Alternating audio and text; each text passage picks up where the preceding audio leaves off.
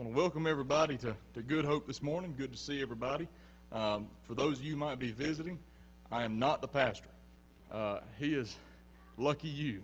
I'm not going to be preaching today either. Brother Justin is in preaching a revival at Temple Baptist Church in Loosedale this morning. So Brother Chris is going to be filling the pulpit for us, so we're looking forward to hearing him this morning. I just got a couple of quick announcements before we get into our scripture reading. There will be a business meeting tonight after church. In the foyer, there's copies of our minutes, financial reports, and the nomination for teachers and officers. So just be sure to get a copy of that, take a look at it, so you can kind of be prepared for tonight. And if your name's on the list and you don't want it on the list, too bad, it's too late. No, but make sure you get a copy of those. And then Good Hope's going to host the Oak Grove Association meeting Thursday night at 7 o'clock. So just be aware of that as well. Our scripture reading this morning comes from Psalm chapter 46, verse 1 through 11. God is our refuge and strength, a very present help in trouble.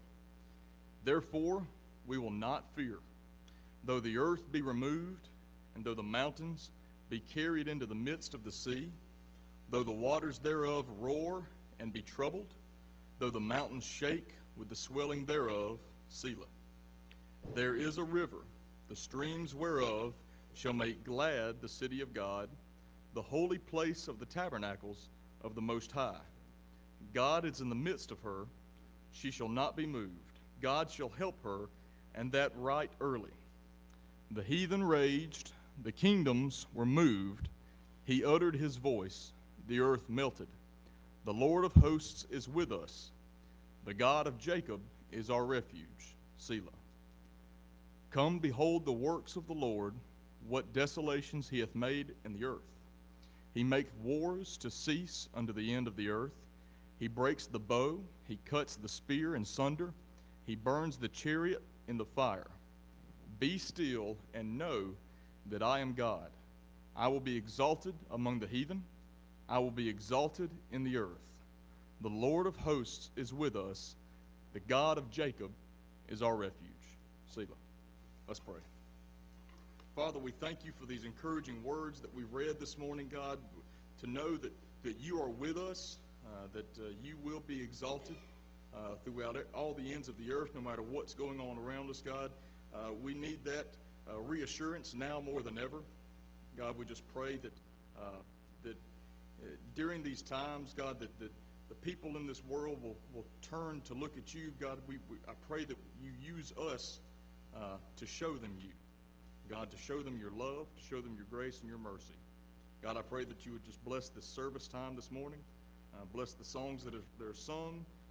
Bless Brother Chris as he brings your word to us, God. And if there's anyone here that has never experienced the grace and the mercy that comes from you through Jesus Christ, God, I pray that they would make that eternity-changing decision today, God. And I just thank you so much for the many ways you continue to bless us, the ways you continue to bless this church as we try to be a beacon of light in this community. And I ask that you would continue to watch over each one of us and keep us safe. And we thank you so much for your love, again, for your grace, your mercy that you bestow on us. But we thank you most importantly, God, for the salvation you give us through your Son, Jesus Christ. It's in his name I pray. Amen.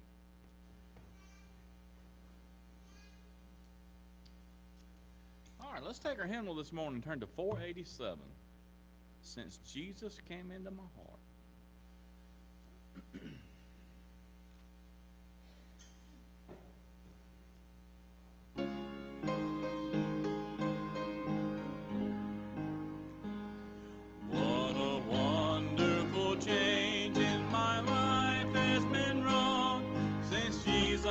Came into my heart. I have light in my soul, for which long I had sought, since Jesus came into my heart.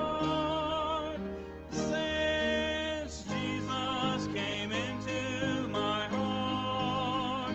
Since Jesus came into my heart.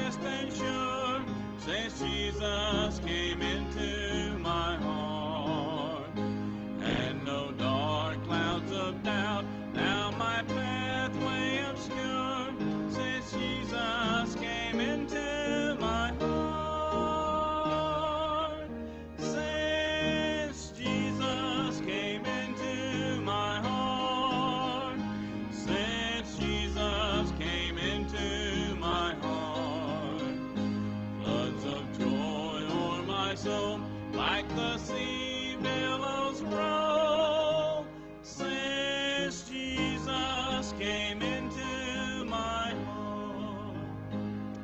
I shall go there to dwell in that city I know, since Jesus came into my heart. And I'm happy, so happy as onward I go, since Jesus came into my heart. Since Jesus came into my heart. Since Jesus came into my heart. Floods of joy o'er my soul, like the sea billows roll. Since Jesus came into my heart. All right, now let's turn to 35. How great thou art.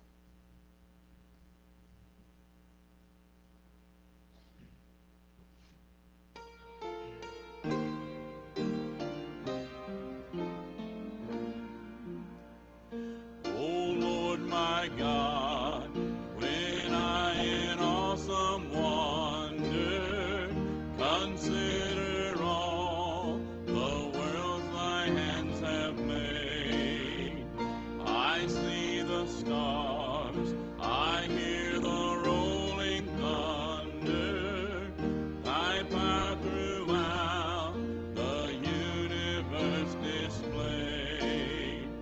Then sings my soul, my Savior God, to thee.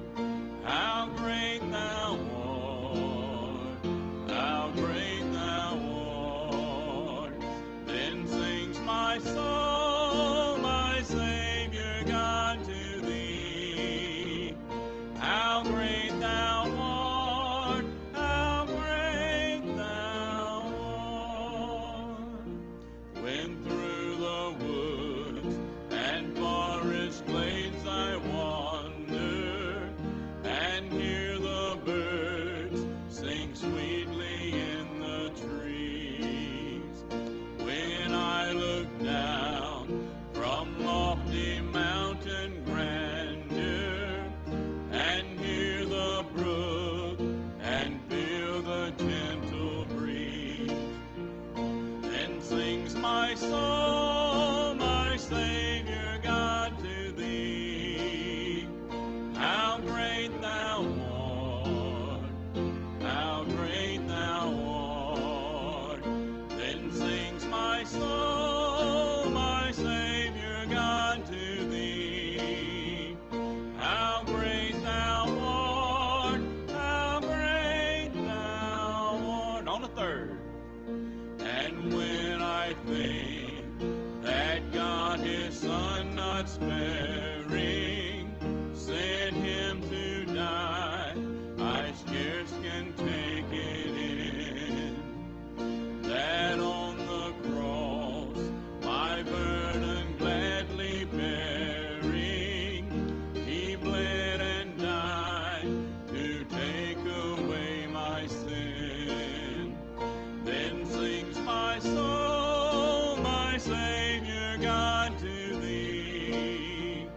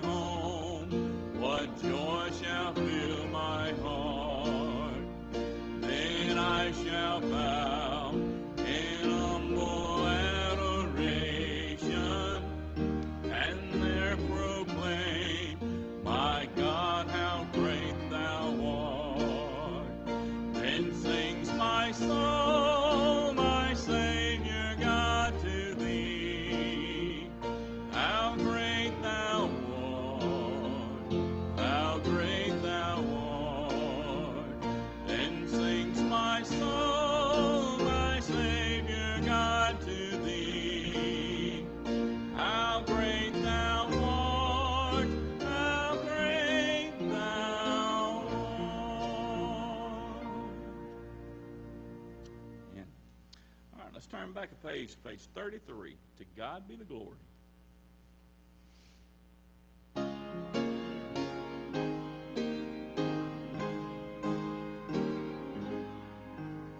To God be the glory, great things He hath done. So loved He the world that He gave us His Son, who yielded His life an atonement for sin, and opened the life gate that all may go in.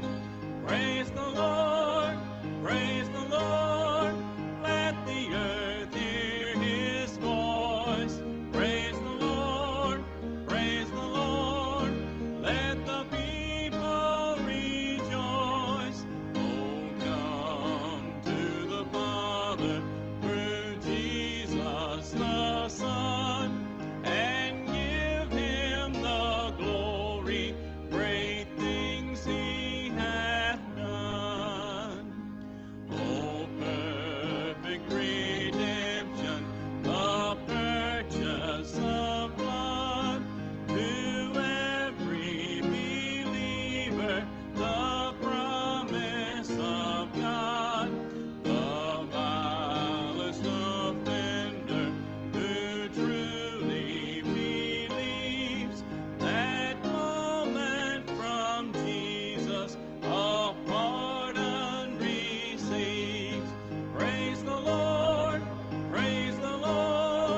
let the earth hear His voice. Praise the Lord, let the people rejoice. Oh, come to the Father through Jesus the Son, and give Him the glory, great things He hath done. Great things He hath taught us, great things He hath done, and great our rejoicing through Jesus the Son. But purer and higher and greater will be our wonder, our victory, when Jesus we see. Praise the Lord, let the earth hear His voice. Praise the Lord, let the people rejoice. Oh, come to the Father through Jesus the Son, and give Him the glory, great things He hath done.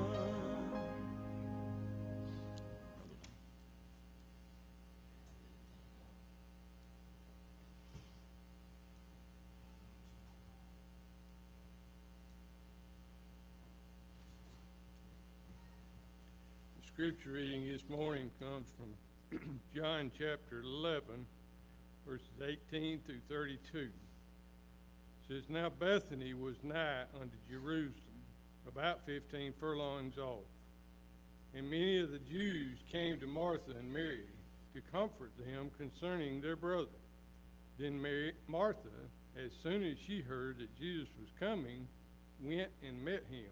But Mary sat still in the house. Then said Martha unto Jesus, Lord, if thou hadst been here, my brother had not died. But I know that even now, whatsoever thou wilt ask of God, God will give it thee. Jesus said unto her, Thy brother shall rise again. Martha said unto him, I know that he shall rise again in the resurrection at the last day. And Jesus said unto her, I am the resurrection and the life. He that believeth in me, though he were dead, yet shall he live. And whosoever liveth and believeth in me shall never die. Believest thou this? She said unto him, Yea, Lord, I believe that thou art the Christ, the Son of God, which should come into the world. And when she had so said, she went her way, and called Mary, her sister, secretly, saying, The Master is come, and calleth for thee. As soon as she heard that, she arose quickly and came unto him. Now Jesus was not yet come into the town, but was in that place where Martha met him. The Jews then, which were with her in the house, and comforted her, when they saw Mary, that she rose up hastily and went out, followed her, saying, She goeth unto the grave to weep there. Then when Mary was come where Jesus was, and saw him, she fell down at his feet, saying unto him, Lord, if thou hadst been here, my brother had not died. Let us pray. Our Father, which art in heaven, we come to you this morning, Lord, just glorifying and honoring you for who you are. Lord, just help us that we truly realize and know that you are the resurrection and that you are the life. That at one point that we were all dead in our sins and trespasses, Lord, that we have to realize that you are that resurrection, that you are that life, and turn ourselves over to you and let you fill our hearts, Lord, and come in, that we can accept you as that resurrection and life. Lord, and change us to where one day we will arise. We will be in your presence, Lord, forever. Lord, that ought to just give goosebumps to go over us to know and realize what we have to look forward to as Christian people, as saved individuals. Lord, if there's anyone here this morning, physically or listening via internet, Lord, that doesn't know you as that resurrection and as that life, as their personal Savior, Lord, that they would realize and turn to you and accept you before it be everlasting too late. Lord, just be in the services today. Just have your will and your way in everything that we do and say, Lord, that we would glorify and honor you in all things. Lord, just be with Brother Chris as he stands this morning to proclaim your word. Just use him as an instrument to proclaim your word in a way that would be uplifting to you and touch the hearts of the people that's hearing. Lord, just forgive me now of my many sins and my failures. All this I ask in Jesus' sweet name. Amen.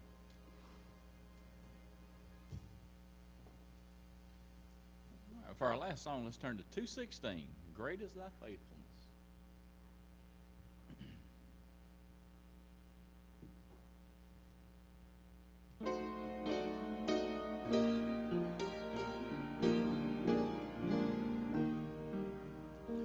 Great is thy faithfulness, O God, my Father.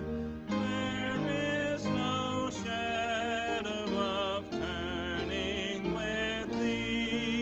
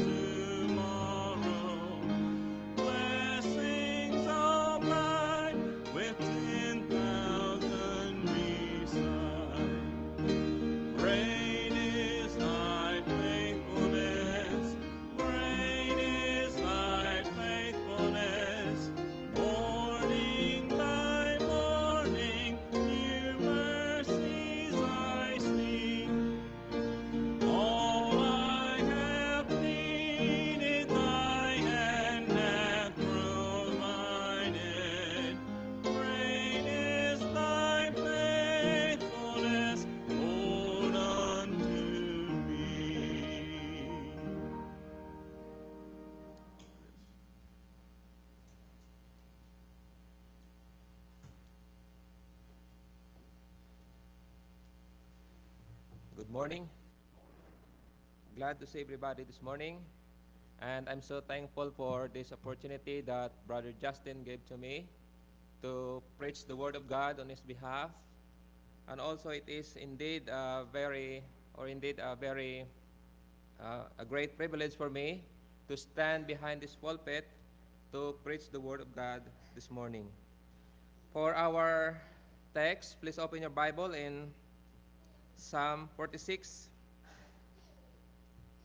Psalm 46.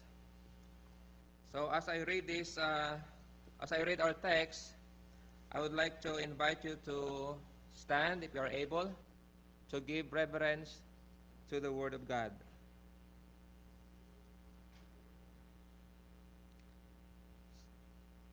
Psalm 46, verses 1 to 11, this is the Bible says,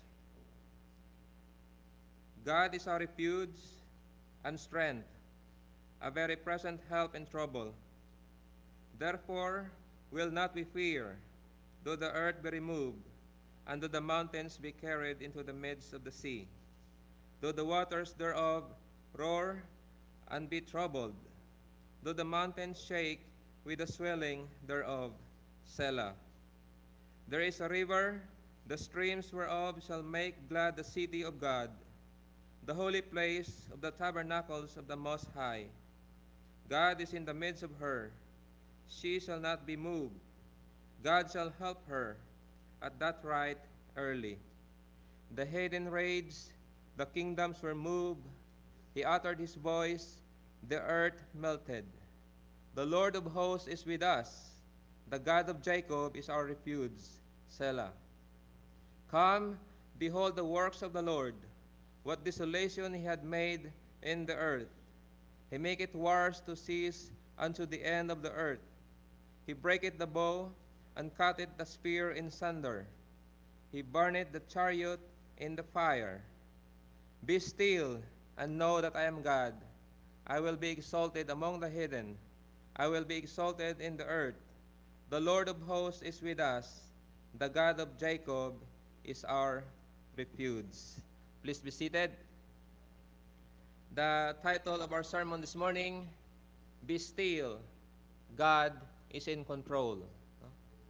Be still, God is in control. But before that, let us come to the Lord in prayer. Let us pray. Our Heavenly Father, we praise you, Lord God, for this wonderful time that you gathered us together to worship you in spirit and in truth. We thank you, Lord God, for giving us the strength to come here to worship you, O God. Lord, we acknowledge that you are our great and mighty God. You are the sovereign God who is in control of everything. We don't understand sometimes, O God, what's happening in us, around us, but we do know, O God, that you are God who is in control.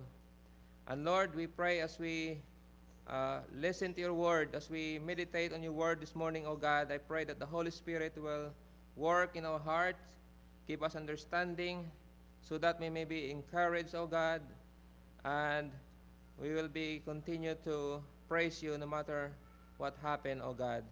This only pray in Christ's precious name. Amen. If you look at the news around us, especially what happenings around the world, we can say that it seems like the world is falling apart, right? And then if we look at ourselves, sometimes we felt like our life is falling apart. You feel like life is fighting you right now. No matter how many plans you make, sometimes nothing really works out the way you wanted to. Well, we all have been there, right? But I want to show you this morning from our text that whatever circumstance are you facing right now, God is in control. And if you are in the family of God, He is not fighting us, but He is fighting for us. And if God is fighting for us, who can be against us? And that's wonderful truth will give us a big difference in our life as we face difficulties and troubles in our life. So, in this psalm, we will learn about God's protection, God's power, and God's peace. You know what? This is the psalm that greatly influenced Martin Luther to write the hymn, "A Mighty Fortress is Our God." According to the church history, Luther's life was filled with trouble and challenges. So during that time, when he felt so distressed and discouraged, he will ask his friend Philip. He will say, "Philip, come, let us sing Psalm 46. And this Psalm 46 become the strength of his soul, and then become his inspiration in writing his famous hymn, "The Mighty Fortress," or "A Mighty Fortress is Our God." So the context of this psalm, it was written about 200 to 300 years after King David, and around 700 years before Christ. You can read this account in 2 Kings chapter 18 through 20. But to make the story short, during the reign of King Hezekiah, king of Judah, Jerusalem at that time was the kingdom capital of Judah. And there's this mighty and defeated Assyrian empire. They were coming to Jerusalem, and they are led by this guy named Sennacherib. So what happened? It was Sennacherib's plan to bring 200,000 troops down to Jerusalem to take control of the city and thus captives all Israel. Now, can you imagine if you are, or how King Hezekiah and all Israel felt at that time? Can you imagine how stressed they are knowing that these mighty Assyrians are coming in and are on the side of the wall, or on the other side of the wall? I don't know what stress you out right now. I do not know what kind of battle you are facing in your life right now. But I want you to know that this psalm is not only the psalm of Martin Luther, but it is a psalm for you this morning. So the first point this morning is God's protection is always present. Or God's protection is always present. In verses 1 to 3 of our text, this is what the Bible says. God is our refuge and strength, a very present help in trouble. Therefore will not we fear, though the earth be removed, and though the mountains be carried into the midst of the sea, though the waters thereof roar and be troubled, and though the mountains shake with the swelling thereof. Selah. So the psalmist here is talking about a catastrophic event, a calamity, a dreadful situation, something that it's hard to imagine that will happen. But sometimes that's true in our lives, right? Let me ask you, who do you turn to in times of difficulties and trouble? No? Who do you turn to in times of difficulties and trouble? When everything around you seems falling apart,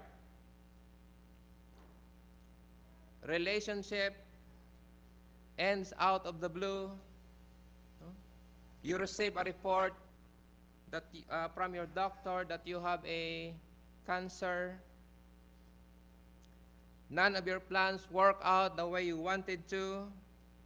You lost your job, family members get sick, you get wrecked, and then your car breaks down. You lost your loved one, and so many more.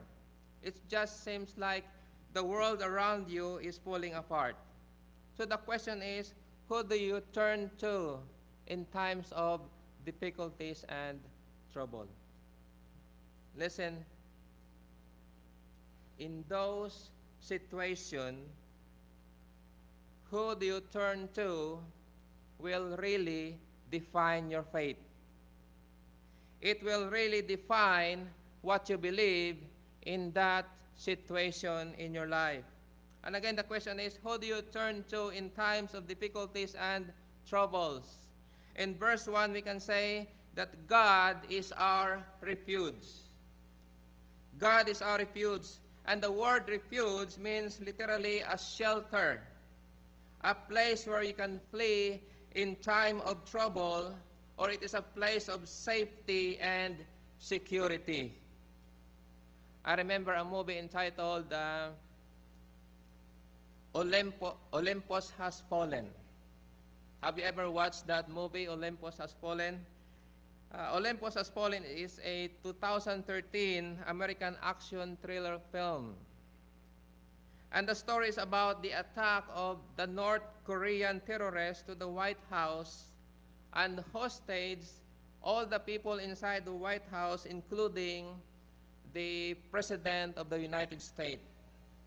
In spite of the elite presidential security protecting the White House. We think of the White House as the most secured place in the world. But in that movie, the White House was not able to protect the president and withstand against the terrorist attack. But listen this morning, our God is a refuge, and everyone who run and put their trust and faith in Him, we will be safe. And as we run to God as our refuge, we will find comfort and strength for our own hearts and lives as we rest in God as our refuge.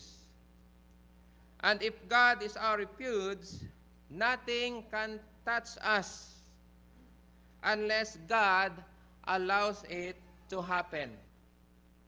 Just like, for example, to Job. Satan was able to inflict Job because God allows it.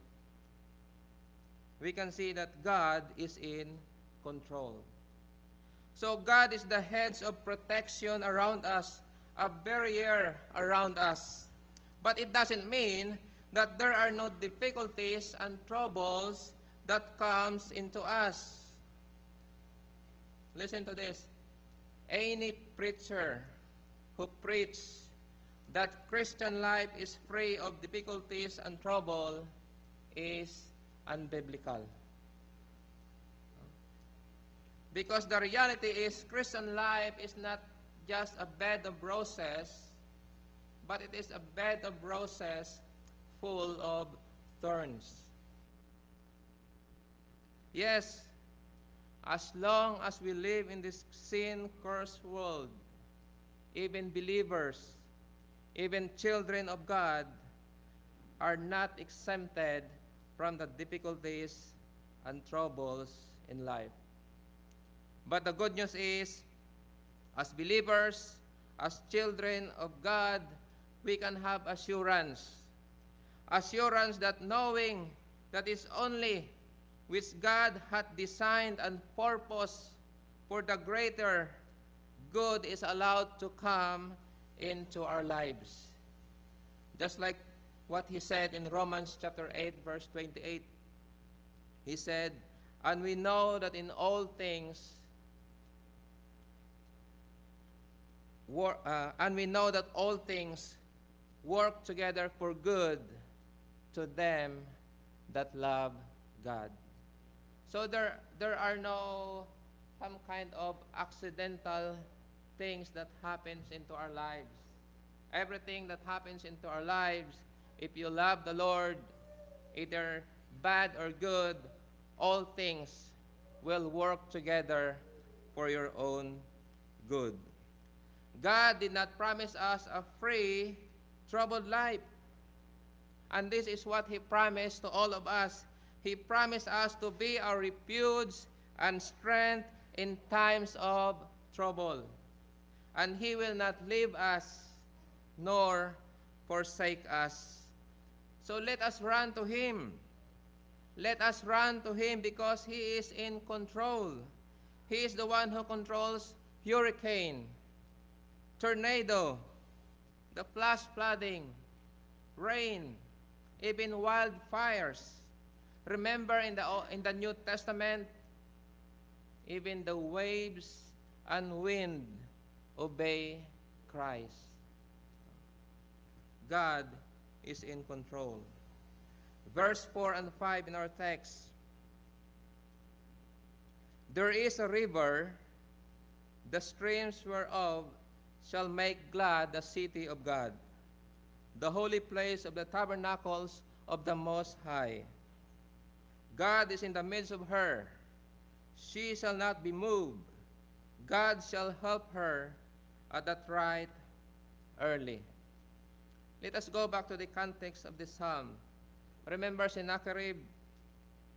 He is going to come with his 200,000 armies, and they will surround Jerusalem with the goal of taking them captive.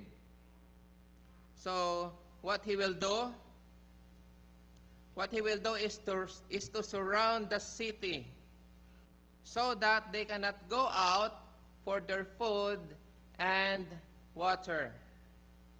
And eventually they will come out, and when that happens, Sennacherib and his army will go in and take the city. Sounds like a smart plan, right? They will just wait until all the Israelites will starve for food and water, and then they will come out, and then Sennacherib and his army will go in and take the city. But they don't have any idea that King Hezekiah dug a 1,500-foot underground tunnel from Jerusalem going to the spring of Gihon.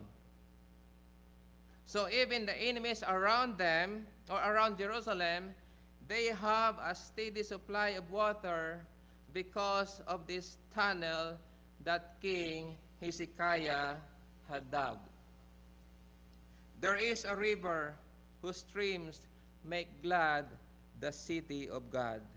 And then verse 6, the heathen raged, the kingdoms were moved. He uttered his voice, the earth melted. Verse 7, the Lord of hosts is with us. The God of Jacob is our refuge. Selah. We can see in that verses how powerful our God is. We can see that by just uttering his voice, the earth melted. The very earth that is spoken unto existence, now he will destroy it by the power of his voice, with his words. Listen, it is not enough that God is always present to protect us, but also he is the all-powerful God who can truly protect us. You see, it is good to have a 24/7 security guard behind us or beside us. But if that security guard is not powerful enough to protect you, it's useless. Sometimes as parents, we do everything in order to protect our children. but sometimes we can't because we are limited in our power. We cannot do anything to protect our loved ones, our children, no matter what, because we are so limited. But you know what? Our God is not only an ever-present protector, but He is also a powerful God. He is a powerful God, and that brings us to the second point this morning. God is all powerful. God is all powerful. Verse 7, the Lord of hosts is with us. The God of Jacob is our refuge, Selah. Now, what does it mean by the phrase, the Lord of hosts? The Lord of hosts means the Lord of the armies. So our God is the commander of all the armies of heaven, the angels. And we know that angels are super powerful spirit beings. But when God commands them, they obey immediately. That's how powerful our God is. And I want you to notice here the word refuge in verse 7. The word refuge in verse 7, it looks like similar word in verse 1. But if you look at it on the original word Hebrew, we can see that it's different. So the word refuge in Hebrew is misgab. Misgab, which means a stronghold or a fortress. Now, a stronghold or a fortress, it is not just only a refuge where you can run for shelter. But a stronghold or a fortress is a fortified place full of soldiers, full of warriors with weapons, ready to fight and defend. That is a fortress or a stronghold. And why did I tell you that? Because the Hebrew word for the Lord of hosts or the Lord of hosts is Jehovah Sabaoth. No? Jehovah Sabaoth. That means He is the God having control over all the armies of heaven. And He is the commanding officers of all the angel armies. So let us go back to the narrative in 2 Kings chapter 18 to 20. What happened was, Sennacherib sent his officers to bring his message to King Hezekiah and to the people he was leading. And then Sennacherib's officer was outside the wall of Jerusalem, and he said this to King Hezekiah. Listen what he says. He said to King Hezekiah, I hope you don't think that your God is going to protect you. Because every other nation we defeated thought that their God was going to protect them. Your God can't protect or can stop us. And then after that, he turned to the people that King Hezekiah is leading, and he speaks to them through the wall. And he says, if King Hezekiah told you that his God is going to protect you, he is wrong. His God can't protect you. Now imagine if you are King Hezekiah that time. Now imagine if you are one of the people that King Hezekiah is leading. Imagine the situation. The enemy are on the other side of the wall, and they are getting ready to go in the city, to take over the city, and to kill people. I think if you are in that situation, that will be the greatest test of your faith. No? That will be the greatest test of your faith. So the question is, in those situations, will you still put your faith in that God? No? Will you still put your faith in God in that situation? Listen, sometimes God put us in a very difficult situation. And what is the reason? The reason is to cause our faith to grow. To cause our faith to grow. To test how real our faith in Him is. That is the purpose. So those difficulties and troubles that comes into your life does not come by accident. There is a purpose in order for your faith to grow, in order for you to grow as children of God. So when difficulties and trouble comes, the question is, will you believe in this God? Will you believe in this God of the Bible? So what did King Hezekiah do? After that, he heard the words from the officers of Sennacherib. What did King Hezekiah do? In 2 Kings chapter 19, verse 14, we can read that, "And King Hezekiah received the letter of the hand of the messengers and read it. And Hezekiah went up to the house of the Lord and spread it before the Lord." He ran to the temple or to the house of the Lord and spread it before the Lord. You see, brothers and sisters, this morning, instead of running away from God in that situation, he ran to God and prayed. Instead of depending on his own army and ability, he ran to God and prayed.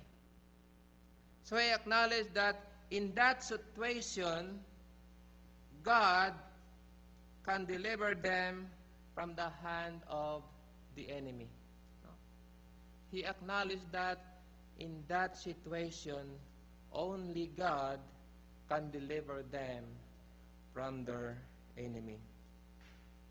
Then Prophet Isaiah came, and this is what Prophet Isaiah said to him: "Do not fear. The Lord is going to deliver you from the hand of your enemy. He is going to send him home to his homeland, Nineveh. Don't be afraid." That's what Prophet Isaiah told him.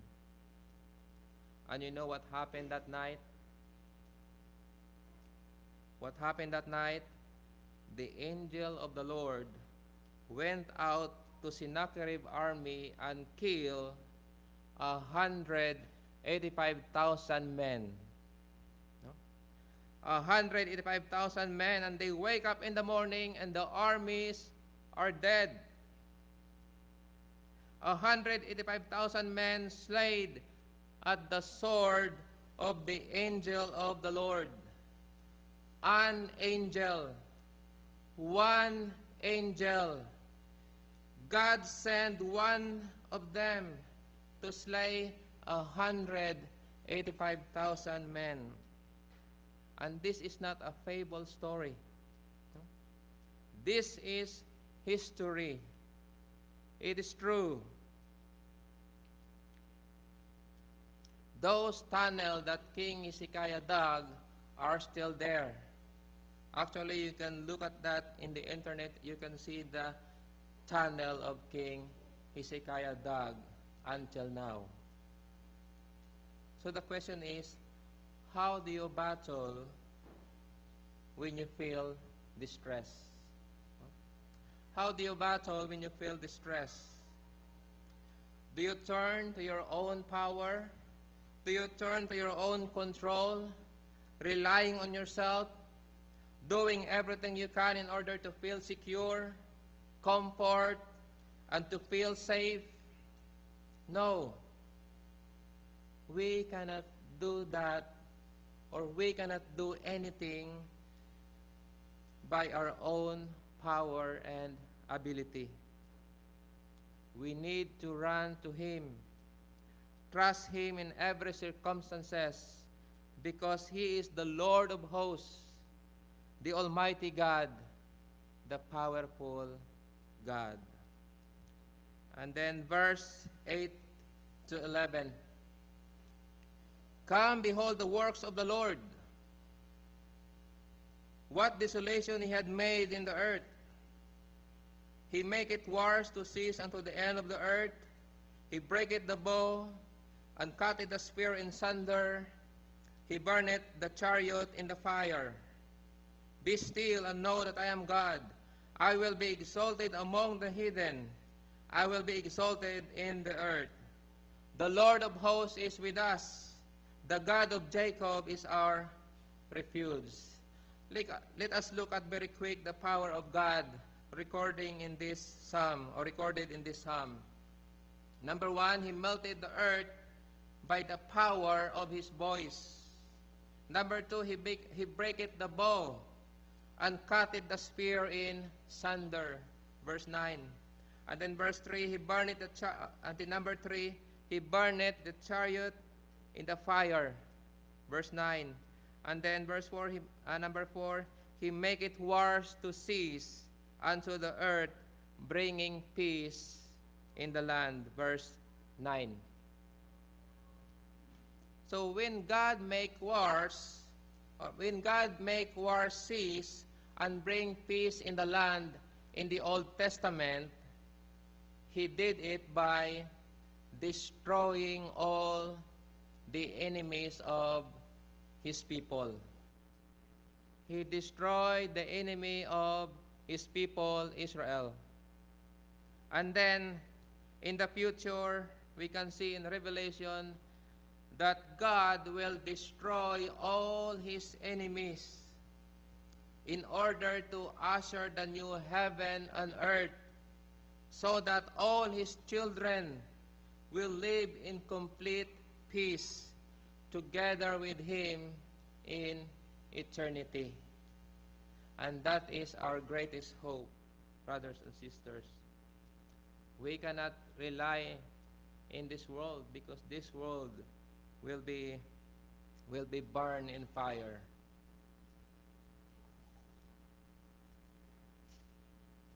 And then this brings us to the third point this morning. God gives peace to His people. God gives peace to His people. So because He is our Almighty God, the Lord of hosts, the all-powerful God, He is able to protect us always. And the ultimate result of this is that as children of God, as followers of Christ, we will enjoy God's peace. No? We will enjoy God's peace. The God who loves you so much is protecting you every moment of your life. And He can do that because He is the all-powerful God. So, what do you have to worry about? What do you have to worry about? Verse 10 commands us, be still and know that I am God. You see that God commands us to do? He commands us to be still and know that I am God. The word be still, really one word in Hebrew. And that word is rapa. I bet you will be surprised the meaning of that word. The meaning of the word or the phrase be still is to put your hands down. Your hands in the air, God will told you or will tell you, put your hand down. That is the meaning of be still. To release, to let go. So maybe you will question, why do you think God commanded us to put our hands down when trouble and difficulties comes into our lives? Because this is what we think. We think that when troubles and difficulties comes into our lives, we need to make our hand busy. No? We need to make our hand busy. We need to fix things. We need to control the situation. We need to fix the situation. And that's not what God wants us to do. He wants us to put our hand down and let Him take control. God is saying, I'm in charge here. I'm in control, and you are not. I am God, and you are not. As I prepare this sermon in my readings, I read an article in online about the title of the article is Are Fish Impacted by the Hurricanes? No? Are fish impacted by the hurricanes by the National Oceanic and Atmospheric Administration? They study a particular fish called gray triggerfish. The researchers attached a transmitter to this 30 gray triggerfish. And these fish were tracked in an area of North Carolina during September 2017 as two Hurricane Jose and Maria hit along the North Carolina coast. So what the researchers found was very surprising. As each storm approached, most of the gray triggerfish quickly evacuated the 120 deep study area in the direction of even more deep water. And after passing each storm, many of the trapped gray triggerfish returned to the study area within a couple of days. So this is what happened. Those fish, during the storms, they go deep into the ocean where they are not affected or disturbed by the turbulence, and they are not distracted by the storm above. They go deeper in the water. And listen, what this psalm is saying to us this morning is that there is a place where God's children can go. There is a place where God's children can go. And where is that place? No other than God Himself. No other than God Himself. We need to go deeper into our relationship with God. When difficulties and troubles come into our lives, we need to go deeper into our relationship with God. So that when the storms of life and turbulence surround us, we will not be affected by it.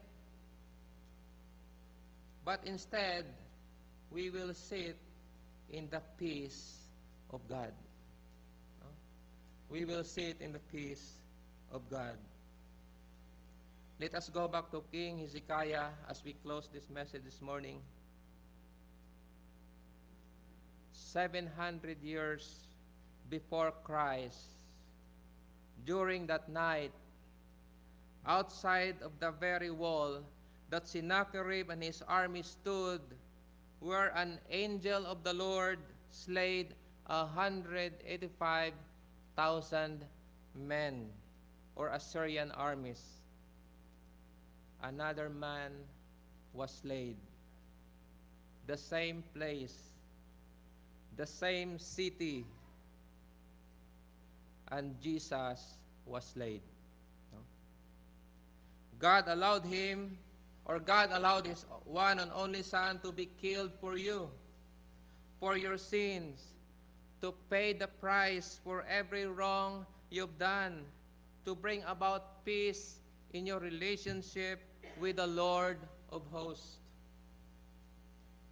And the scripture said, if you believe and trusted that his Son, Jesus Christ, was laid and killed on your behalf, you will have peace with God.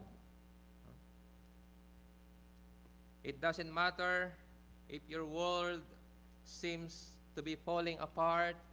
It doesn't matter if you are surrounded by the storms of difficulties and troubles.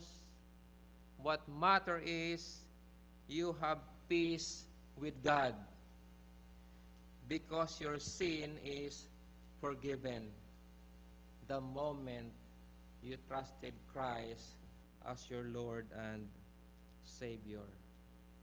And that's the greatest peace you can have in this life. It doesn't matter how many stuff you have. If you don't have Christ, you will never, ever receive peace. And lastly, if you trusted Christ for the forgiveness of your sin, whatever you may enduring right now is nothing compared with the eternity with God. No? So the Bible says, be still and know that He is God. Serve Him courageously. Do everything you can by His grace. And remember this, God has your back. And this morning, if you are not saved, I urge you to be reconciled with God. Repent of your sin and trust the Lord Jesus Christ for the forgiveness of your sin before it's too late.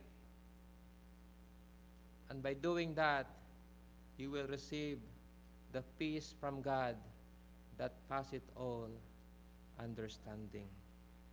Let us pray. Our God and Father, we praise you, O God, for this time. Thank you, Lord God, for your word that reminds us that even though there are so many troubles and difficulties that will come into our lives, we know, Lord God, that we have a place to run to, and no other than you, O God. O Lord, thank you because you are with us every moment of our life. You are our refuge and fortress who are always present to protect us. Thank you, Lord God, that your power, and because of your power, you're able to protect us, O God. And because of that, no matter what happened, we have peace with you, O God. O Lord, I pray that this word will bring encouragement to your people and to those who are here, O God, that still don't have a relationship with Christ. I pray, Lord, that they will consider these things, to accept Christ as their Lord and personal Savior before it's too late. Lord, I pray that your Holy Spirit will work in their heart, that your Holy Spirit will convict them of their sin, that they may see Jesus as their Savior. Oh Lord, we thank you for this opportunity that we can study your word and learn from your word, O God. This all I pray in Christ's name. Amen. Let's take our hymnal and turn to page 187. Let's all stand. 187.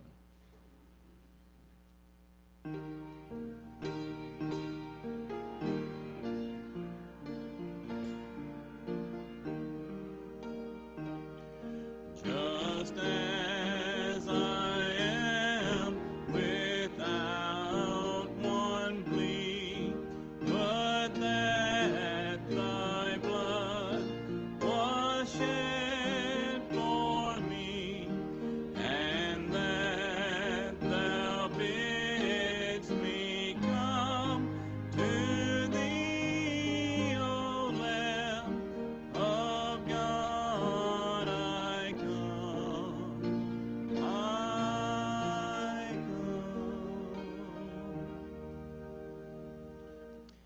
know we've all wanted to say it the whole sermon long.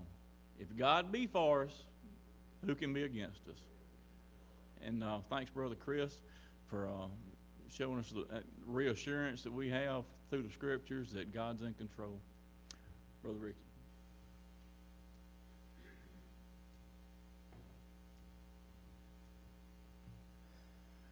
We're going to be reading from Psalm 73.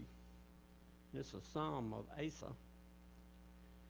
And I couldn't help but think through the message, seems like this old world, the wicked part of this world is winning. When we look around us, we see how they're lifted up. We see how glorified wrong is right and right is wrong. That seems like a strange thing, but this is nothing new. This has happened since the beginning of time. Sinful man. But Asa was looking around him. He was seeing the same thing we see in here today. You read from verse 1 to verse 17, it's the same story. But Asa is looking at it here, and he's kind of looking at it like a lot of us look at it.